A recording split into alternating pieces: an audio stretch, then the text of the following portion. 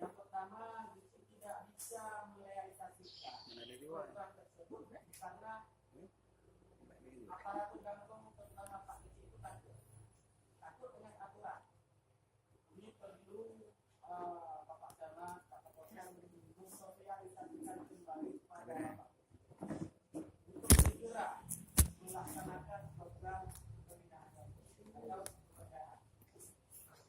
Itu nanti bagaimana Pak caranya itu nanti Bapak bisa mengaturnya sendiri. Kemudian yang kedua, kami terima kasih banyak kepada Pak Camat, Bapak Kapolres dan pendamping yang telah memberikan motivasi pada kami atau pencerahan tentang pelaksanaan dana desa atau sistemnya pengawasan dalam intinya implementasi dengan pengelolaan dana desa mulai dari pusat sampai dengan daerah ini benar-benar diawasi oleh setiap yang mengawasi.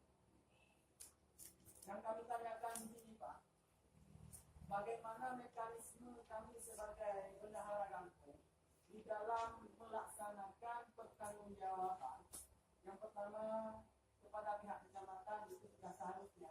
Kemudian dengan aturan yang sekarang ini pada Bapak Kapolsek